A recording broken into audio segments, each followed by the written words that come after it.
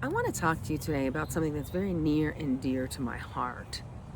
And it's all about finding that hidden truth within you, the theme or purpose of your life, right? Because when you find that, when you start living from this purpose or theme, I think purpose can be stretched because there's different phases and seasons of our lives. Our purpose changes, right? Just like we change, we evolve, the purpose has to evolve. But I want to show you how I've been using travel as an ideal way to let those hidden truths come out, right? So I want to read something from my book. I'm going to start there. I'm going to give you three segues into this topic. So stay tuned for that. But I'm going to read something from my book, Unpack Your Personality, Let Your Inner Guide Be Your Travel Guide. And I'm going to start there and then we're going to progress, okay? And hopefully by the end, you'll be able to follow this and intentionally travel to where you can reveal or loosen, or what's the word I'm looking for? Excavate these hidden potentials, these hidden themes that only you know. I can't help you with that, but you can. So stay tuned for that, and let's just get going. So here, as I start the book, I say most of us don't give ourselves a minute to jump off the merry-go-round of life, let alone take time to envision what we truly want. Do you give yourself moments of stillness to plant the golden seeds of opportunities? This practice helps you rise above the dense fog of life that has seemingly trapped so many of us. I know, I lived it for decades. When you are not present with yourself, it causes an underlying anxiety, an unshakable emptiness, and a knowingness that often leads to unhappiness. For me, it led to a 7-year life tsunami, the storm of a lifetime. I didn't take time for stillness. I was too busy doing what I thought I was supposed to do and be, meeting everyone else's expectations and ignoring my gut instincts. There were so many wake-up calls, but I never picked up on the messages from my divine, sacred soul self. I'm stubborn. Let's just get that out of the way. But the sad thing is, this is not just a Nina thing. And why I bring this up is because I feel it's so important that you understand when you're in the mix of your life and you're going along, right? You're in it. You're in the grind. You're in the daily grind. That's so hard to see what you're trying to find, because you would have found it already, right? Because if you're in the daily grind and you're just doing and doing and doing, like I said, you don't get off the merry-go-round of life and give yourself time to evaluate and really think about what you want. We've been so conditioned to believe that we go to school, we go to college, we get out of college, we get married, we have the white picket fence, we have a cubicle, blah, blah, blah. Then we retire. No. I know from going through my life tsunami, this is not the intention and the way life should be. Maybe it is for you. And if it is, that's fine too. But I know so many of us, so many others don't want that life. We want to have purpose and meaning. You know, I know for me, I want to leave a legacy. I want to leave just a little something behind that make the world a better place because of me. I'm sure most of you want that too.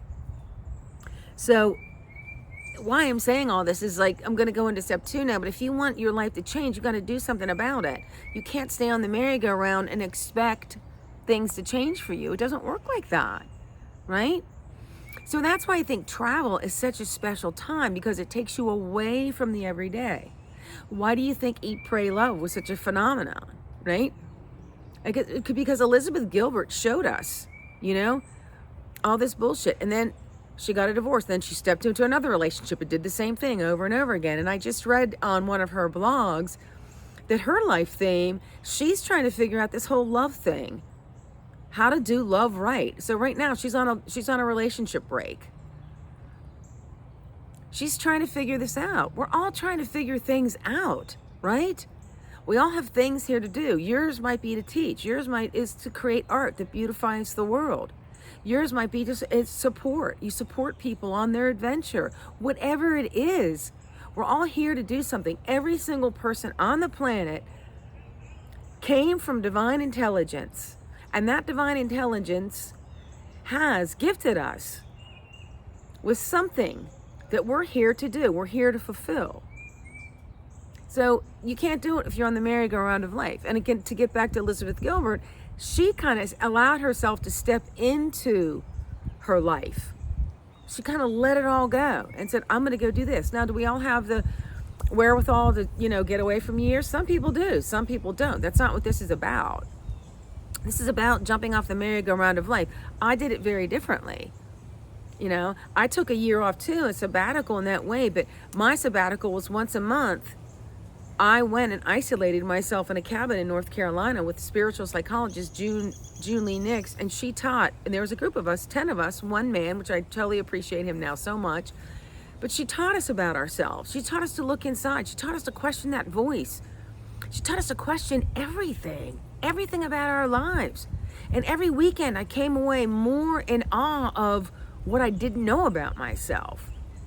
More in awe of what I believed, what was true about myself, which wasn't.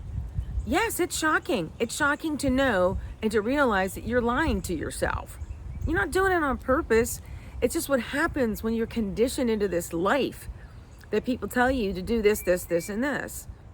So you just do it. You suck it up and you do it. You think, oh, this is the way it's supposed to be. Well, maybe that's not the truth.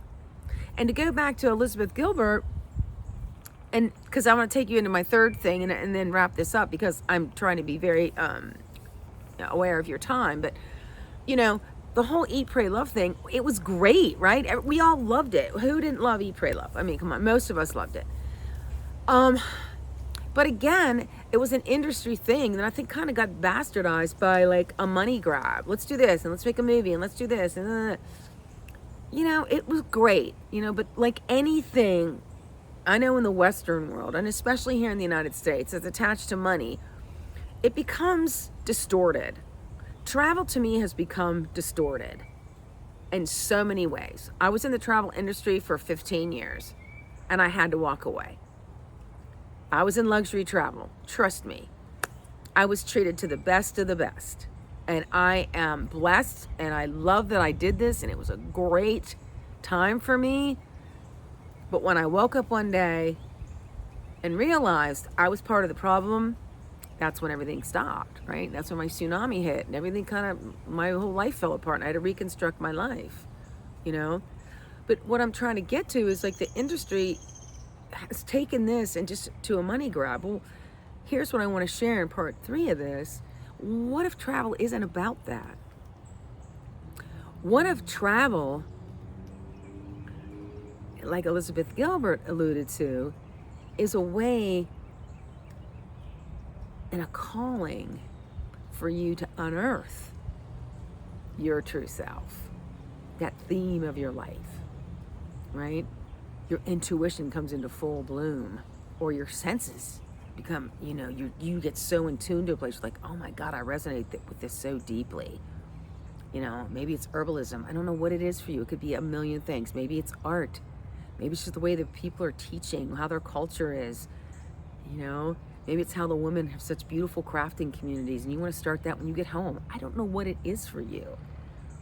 But maybe if you take time to jump off the Ferris wheel of your life, the merry-go-round, as I say, and you jump off that and you take time before you travel and just set an intention. It doesn't have to be deep. You don't have to just do this. Just go, I want to learn about my hidden talents on my next vacation.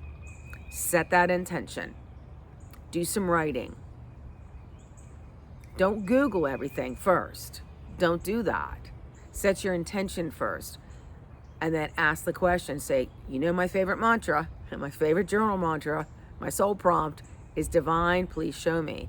And your soul self, that inner you that's within every single one of us, will start speaking to you in a whispering voice. Okay? You might get a vision. Right? You might see repetitive words coming up over and over again, and they're attached to a special place, right? You have to be aware. You have to slow down. You have to start being still with yourself and observing things instead of just rushing through life, which we all do. Trust me, I know. I was guilty of it for years. But what if you allowed yourself to do that before you traveled, then you booked a place, and when you got there, it called to you, and it illuminated, it showed you something that's hidden within yourself, that you found yourself on a self-discovery journey. You were awakened from that vacation because it called to you. It was calling something to you deeper. And it's not about a list. It's not about doing the top 25 or the gold list or whatever the hell lists are out there in an industry that has monetized travel. How can you monetize nature? Okay, I won't go there because my energy will go in a bad place. But you can't. Like, nature's calling to us all in very different ways. We need to be respectful about that. And when she calls to you, wherever it is on the planet, and you get into stillness and observe, that intuition, that gut will resonate with what's being called to you, what's trying to be shown to you, those hidden things within you. There's a lot more on the blog, okay?